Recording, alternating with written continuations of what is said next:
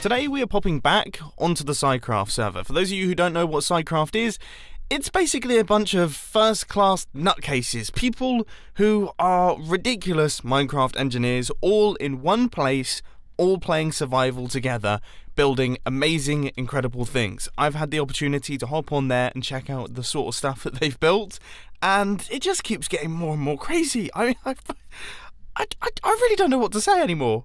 So this is the third ice farm we built or something like that. And the idea here is that you just get pushed around by water. Yep. And you can use it AFK and just hold left click and it moves you around, and time it takes you to go once around is enough to grow for most of the ice back. Yep. And every once in a while your pickaxe breaks and you get to dispense a new one. I think Iskal just recently built it. Oh yeah, there you go. Yeah, Iskal built one of these just recently on the Hermitcraft server, which is where the conversation "nobody cares about ice" came up. But clearly you guys are with the ice camp, and you think that ice is useful if you have a farm this big for it. So the problem this farm here is it is too big. Oh really? So if you just fly up and take a look from the top down, yep. It's basically the same with the Netherwart farm we showed earlier. Yeah, yeah. The random tick range, or the range in which ice grows, got reduced in, I think it was 1.9. Right. Yep. And because of that, the ice won't form back by the time you come around, because you're not loading all of the, or it's not freezing everywhere. Yeah. Yeah, no, because the radius is just not quite far enough around the player, so it's literally not loading the space for ice regrowth. Yeah. So to compensate that, we made a quote-unquote temporary fix. The farm you can see over there. Oh right, I see. Towards the northwest. This one uses a nifty trick, right? Which is you need a block of ice or any block for the ice to form next to it, right? Right. Yep. And just form in the middle of water. Yep. And in the old days, you had designs where you had pistons below that pushed up blocks of and the ice would form next to them. Right? Yep. Yeah, I remember that. Yep. But then you had always hard time pushing the ice out and getting space for more ice to and so on. Yep. So here the idea is we detect when it's night, and before it becomes day, we run through a flying machine with frostwalker boots. Right. To create frosted ice. Yeah. Which will melt during the day, but before it melts, other ice can form next to it, and therefore we had more seeds for the whole plane of ice to freeze together. That's really, really interesting. So the frostwalker comes through at night time, and then just covers the entire place in frostwalker. I'm guessing, or does it cover the entire place, or do you create strips? Yep. There's strips. We actually use the Frostwalker 1 right. For strips. So then even at night we already ice can form. Right, that's really next to those smart. Frostwalker ice blocks. That's super cool. And the Frostwalker 1 is so obviously the radius of the strip, the strips are smaller as opposed to being massive. That makes sense. Yep. That's a really smart idea. And then okay, and I can see the Frostwalker things now. So these are little flying machines that kind of shoot them along. And then what are these flying machines at the end here? They push it down. Right, I see. We create a 12 block high ice block at the bottom. And it's really one of the most satisfying things in Minecraft. Yeah, no, I agree. I always have to point out that breaking either. For me, it goes between sand and ice, but I think ice has to be the best because of the noise it makes as well. This seems like a good time to apologise for the fact that my OBS, the thing that I use to record my Minecraft videos, decided not to record any Minecraft audio during the entire world tour. I do apologise for that. Yeah, this farm is mad. It's in a perimeter. It's Okay, okay, I'm preparing my... So, if you turn around... Wow, this is beautiful. This is the new ice farm. Yeah, look at the ice storage. What is that? The new ice farm. This is the new ice farm. Oh, I'm going to have to take back my comments that nobody cares about ice. I really am, because I feel so bad. I can't be saying stuff like that when you guys are building builds like this. And I love the beacons as well out of the storage system. That looks nuts. But this farm... It's the SciCraft way of farming ice. I still can't quite work out. Can we turn on the scoreboard? Oh yeah, that would be nice. I think this is like one of the builds that is like we had a bunch of other builds that had like a lot of blocks needed, like 500,000 blocks or something like that. Whoa. But this is one of the ones where it's like, okay, if one block doesn't fit, it won't work. Enemy, you've mined 25 million ice. Yes. Indeed. In his sleep. What did you need it for? Other than I mean, how much of that ice was used to fill this perimeter? Because how big is this perimeter that you've got here? That's actually not much. This is a 33 by 33 chunk perimeter, and we use none of it because we built the farm afterwards. Yeah, why did you? Does it need to have a perimeter, or It runs better with less lag, of course. so And it's perimeters reduce lag in that case.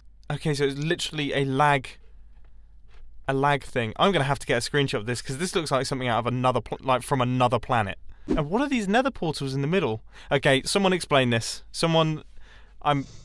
Okay, so the upgrade of this farm is that we don't move around anymore. We bring the ice to the player, Right. and we also don't swap out the pickaxes anymore. We use mending to repair it. And in order to get the XP, we have a zombie pigment farm. So that's why we need all those nether portals. I see. I was wondering about those nether portals. That didn't make much sense. But now, so the zombie pigmen, they spawn from the nether portals. You're getting the XP from those because I'm guessing they're aggro. So the XP, you kill those, and then they'll. Yeah, that's. They die automatically. And then, so you just stand. Where do you stand? I mean, I need to see this. Climb down here. It's probably best if you go in spectator mode, to be honest. But generally you climb down here. Now, is this like a farm that can break very easily, or? It's pretty stable. Okay. Yeah. All of the piston 25 push. million ice doesn't come exactly from an unstable farm. I was gonna say that would be. But I'm a bit worried. Oh, now it's working. Whoa. Okay, there we go. Oh wow, my frames have gone through the floor. We've got a slideshow of the ice farm. It's insane. So how many ice kind of per hour are you farming here? 70,000 per hour. 70,000 per hour. The What a good theoretical concept. max would be 72,000. So you Because guys you can have only been break. slacking then. No, actually T5 made a new version which gets even closer to the optimum now. But you can only break one ice block per client tick, so Right. that would be then 72,000 per hour. That's insane. And so This is I mean, to get huge 25 step forward. million, that's still you've been doing a lot. I mean, just from rough Mm-hmm. numbers, I mean that's 10 hours is 700,000, and that you're not I even think- close. I AFK'd for 2 weeks straight to get my 22. Wow. Yeah. And what project did you need all of this ice for? Was it just in general? Was it for fun? What was it? Earlier talked about how horrendous the crafting recipe for blue ice is. Right. And when 1.13 came out, we still had the plan to update at some point. Right. I see. And then we thought, for the blue ice, we probably need a cool farm, and we want to have 1 million blue ice. And for 1 million blue ice, you need 81 million normal ice. Yep. Yeah. No. And then you just decided that you're not actually going to update to 1.13, so the time was kind of not wasted because this is incredible, but it's not. I mean, do you have any use for this much ice? The short answer was no, not really, which is hilarious. So at the top, you can see that it's basically where the ice freezes. Yep.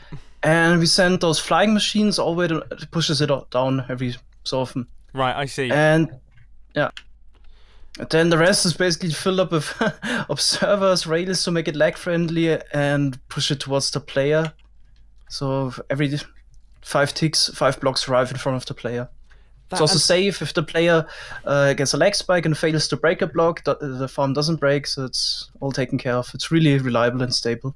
See, that's what I was just about to ask. And how can you just guarantee that there's going to be 5 blocks available to the player just because of kind of statistics and the number of blocks that you're working with there, or does it occasionally? Oh yeah, that's the minor loss in efficiency. Right. So it's still random based, and sometimes we don't get an ice. Yeah. Right, I see. Okay, that But makes we're sense. getting really close now with I think 98% of the case ice freezes and pushed in front of the player.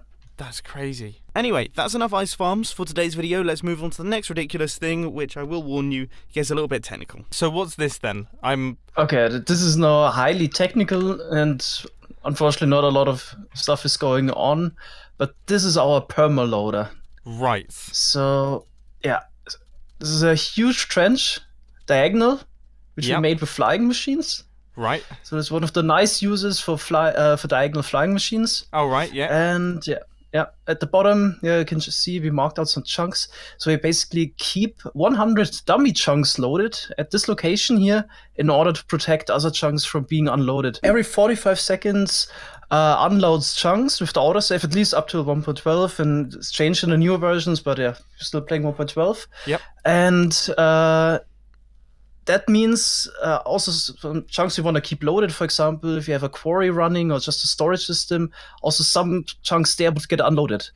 But that's something Gnambon found out. There is a certain priority which chunks get unloaded. The game only tries to unload 100 chunks, and those chunks here on the world diagonal, they have the highest priority to be unloaded. So by keeping 100 of those dummy chunks loaded, we basically protect all the other chunks from being unloaded, which protects the machines there and so on.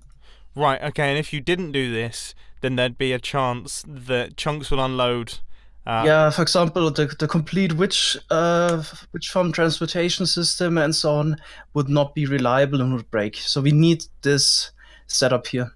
So although it may not be the most exciting looking thing in the world, this is kind of the glue that holds the SciCraft server together. If this wasn't here, then nothing would function properly. Now we're going to see something that I personally really would like on the Hermitcraft server, because you have to admit, these guys and these guys are really annoying. Okay, so similar to the mobs, which we also have system for bats and squids, but we can't really have them at spawn, so we go there too often.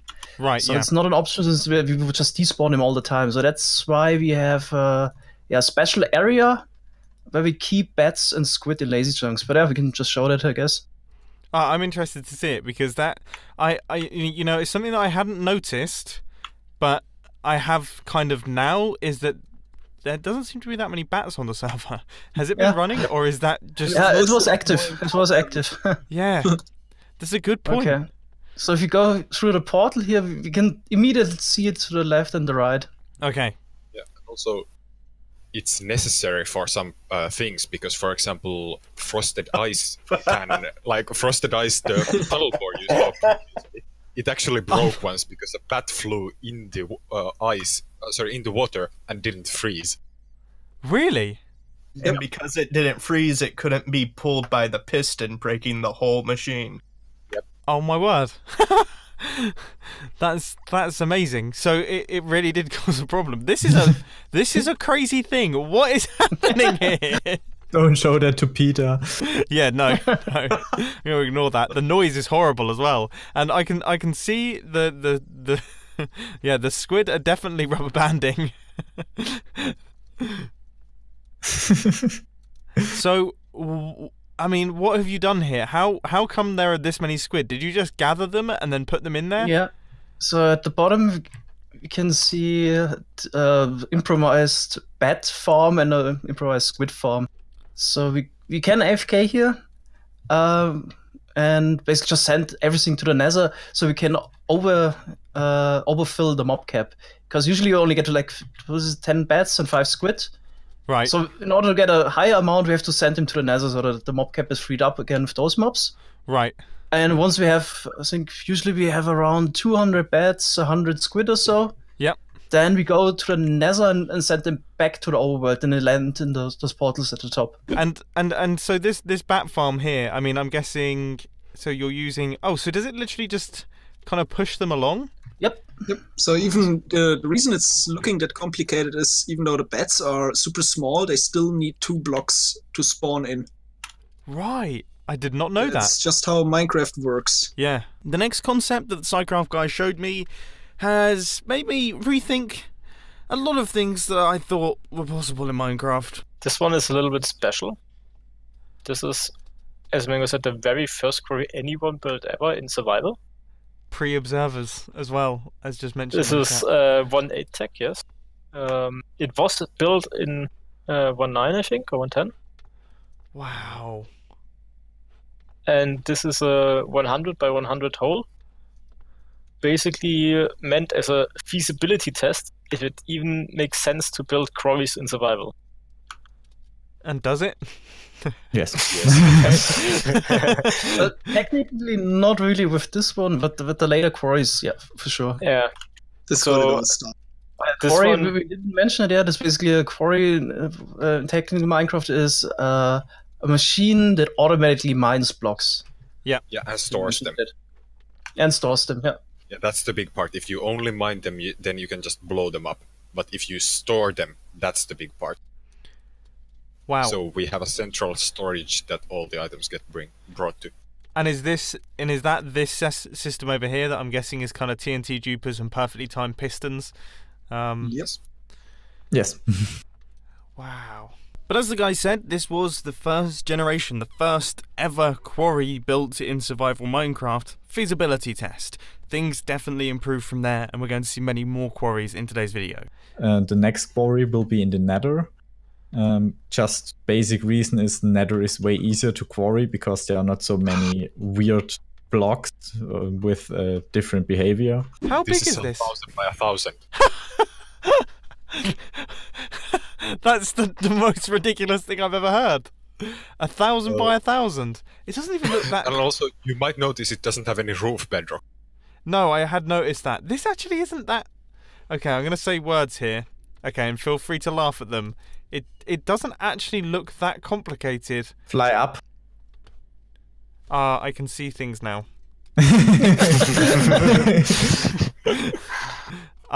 Yeah, no, this is looking a little bit more chunky.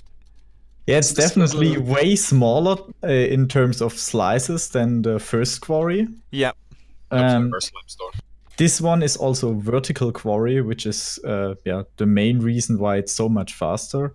If you think about flat quarry, the bigger it gets, the time it takes multiplies by a factor of 2. Right. So, and this one here, this quarry completely flies by itself. So the whole quarry moves and mines blocks on the go. The first quarry was a 100 by 100 and it took 12 days. Yep. The second quarry was a 360 by 360 and it took about 90 days. Yep.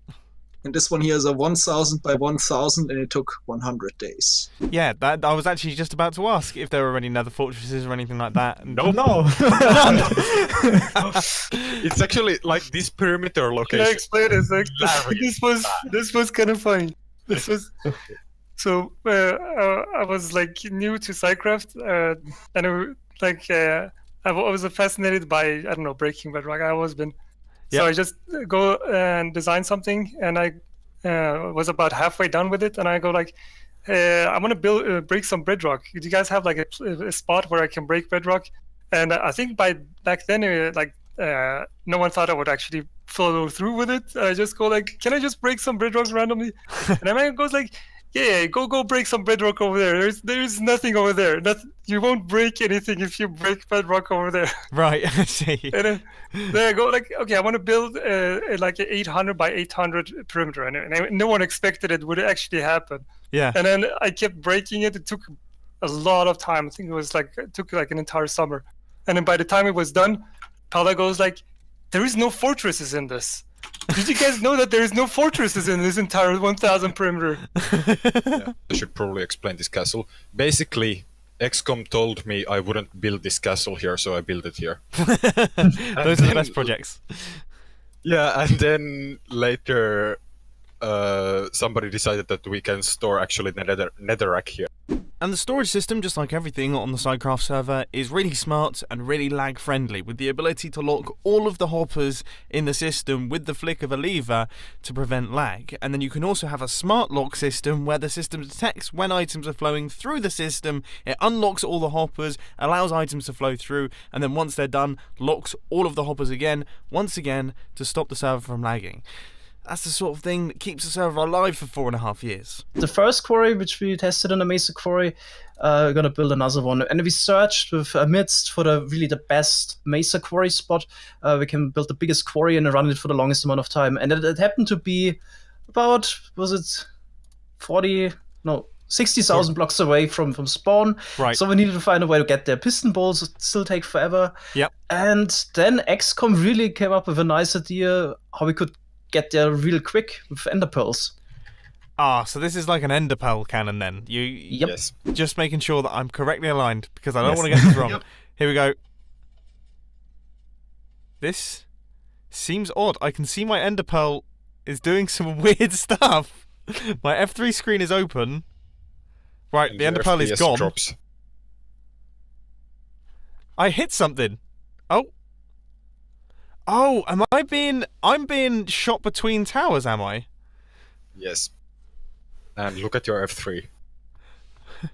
So it just traveled 8,000 blocks. That's insane. I hadn't even quite registered what had happened. It's really strange. Yep. And really the groundbreaking part in this was XCOM's research into ender pearl alignment. Right. Because if you shoot an ender pearl like this that far, that fast, then even the slightest offset will result into a very far distance Yeah. not correct. Yeah, of course, yeah. So, and then we all pretty much chipped in over multiple weeks developing TNT duping modules that can deliver us this amount of TNT that we need, and really spend a long time on all kinds of stuff, and then we actually managed to do all of this. Wow. So we have a gigantic TNT duper array that dupes, I think, 500. 2 TNT per slice, And compacts it all down and shoots it with other TNTs over into a single spot, and then blows up right in front of the ender pearl. Could I watch someone use the ender pearl cannon? I'd love to see that happen. I'll hop in. Sure. Give me a second. I'm already right there. All right. Because I really, So either one. I'm interested to see Are you this. guys Ready? at the other side or this side? This Other side, side. Mesa side. I'm shooting, throwing now. Okay, I can see the ender pearls. The ender pearl gets kind of moved around with slime blocks. Yeah, this is actually really complex. Yeah. I didn't even see the TNT moving into place. So is that all done? How do you actually move the TNT throughout? Is that using a TNT? sequence of... So basically, that's what I did. Basically, we duped the first packet of TNT. Yep. It falls down, and then we dupe with the same machine. We dupe a second piece of TNT and throw it slightly in front of it. Right. And the first packs of TNT, they all have a game tick of delay in between each other, and then they blow up and move the TNT forwards. Now, this is something that you can see very, very nicely in slow motion. So you can watch as the TNT is pushed forwards by all of the other TNT to the front of the cannon, and then the TNT explodes at the front of the cannon, launching the ender pearl into the stratosphere. I mean, it just travels right off. And the fact that they can shoot that ender pearl to an exact location, like the top of a tower, I mean, that's NASA engineer stuff. So this is the quarry then. Yes. So as I mentioned, we built the pearl cannon because we didn't want to build a piston bolt there, but by now we actually do have a piston bolt connection. Right. Oh, so this is where the map is. Yep. Yes. That makes a lot of sense. There's a lot of leaves here. Yes. That was scaffolding for the quarry. Should mention that on the other side, the decoration was Freestyle Fox. Did you make the decorations? Yes, and I had it designed and built in something like 24 hours because we had a world tour coming up.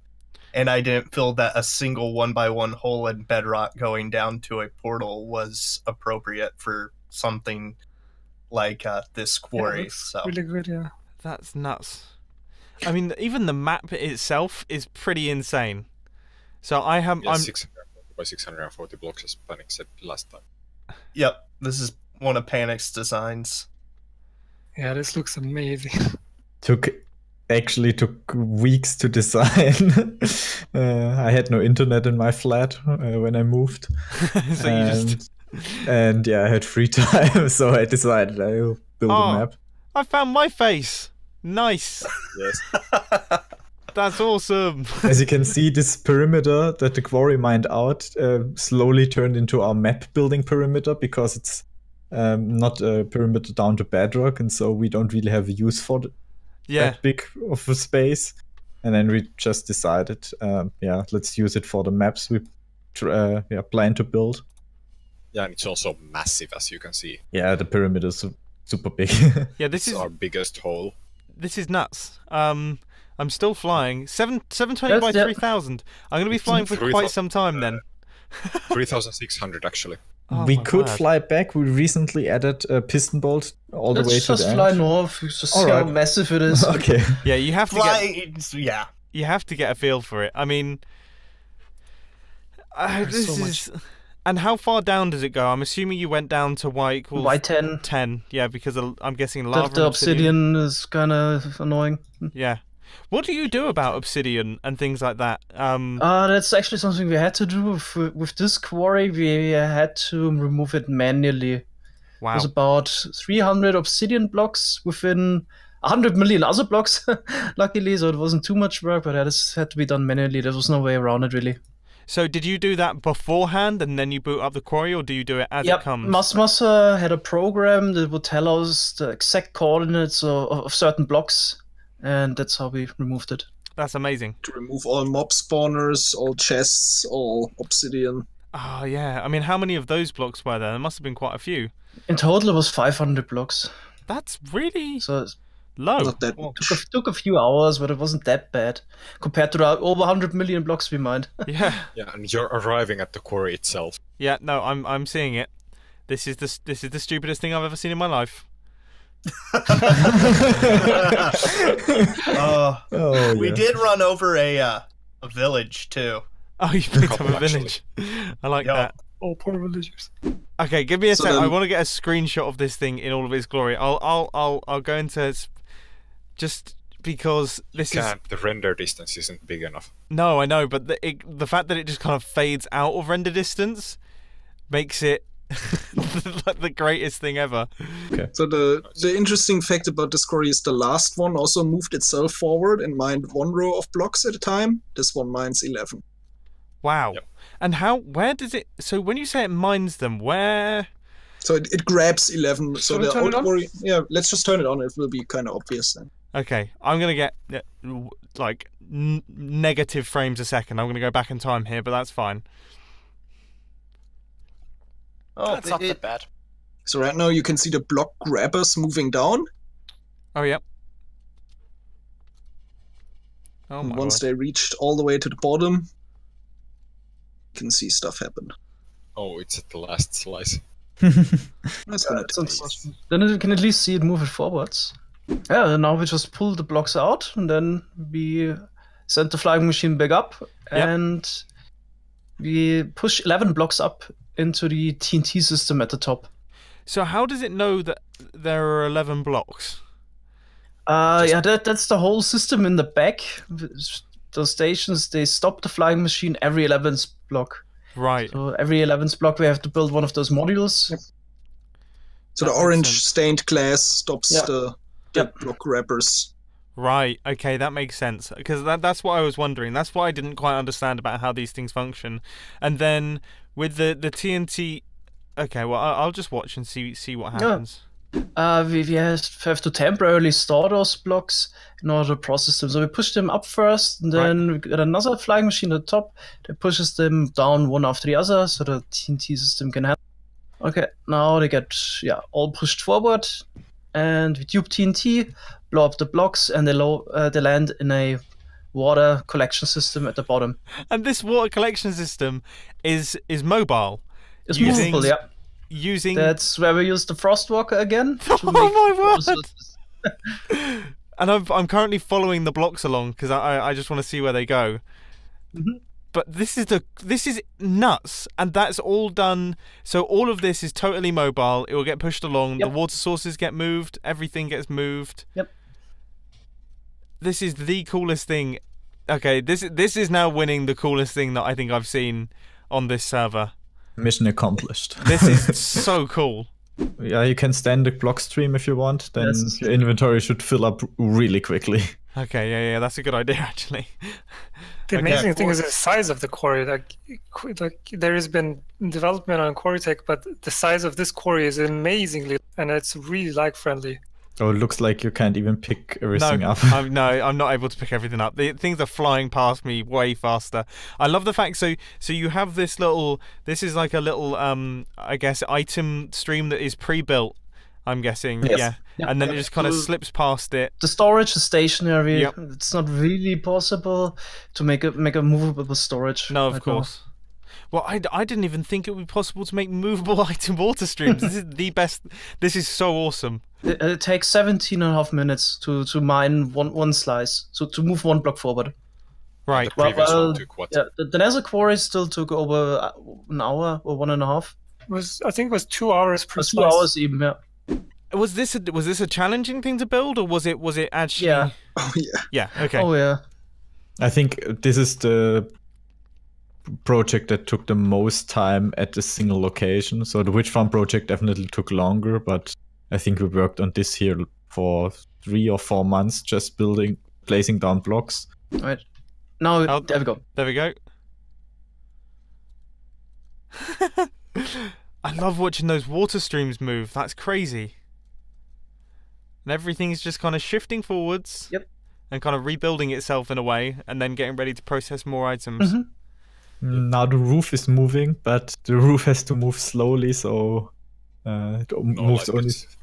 Yeah. If you fly on top, you see that only a 3 wide strip of the roof is moving at a time. Yeah, because otherwise. The light updates would be too, or the moving blocks would be too much. I'm just blown away by it. As you can tell from my voice, I actually don't know what to say with this thing. This is the best thing ever. And yeah, I don't even know what to say. I mean I'm lost for words on this one. This one I'm speechless on this one. I can't stop getting screenshots of it. We can give you that later. Mango has this awesome chunky render of it. That would be where you very can see handy. the whole thing. Yep. Yeah, because I'd love to be able to see the entire thing. I mean, it's so difficult to even get the scale of it. And just in case it wasn't already clear, yes, 720 blocks wide this thing is. 720 blocks. It has to be the biggest working flying machine ever built. It has to be. And I think that's going to actually wrap things up for today's SciCraft World Tour. So once again, as always, thank you so much to the members of the SciCraft server for allowing me to come on and check out the builds. It just fills me with so much inspiration. It's so cool to see this sort of thing still being conquered in Minecraft in 2019, 10 years after the game has released. So obviously all of the links to their YouTube channels can be found down in the description. Please do show your support because they're just the best. They absolutely are the best. And the next episode of the World Tour is going to be the last one, and it's going to cover a whole bunch of even more crazy things. I never thought I'd say that after seeing what has released in today's video, but yes, it gets even more crazy from here. So look forward to it. I hope that you enjoyed. If you did, be sure to that like button, and if you really loved it, then make sure to subscribe. But thanks for watching, guys. This has been Mumbo, and I'm out. I'll see you later.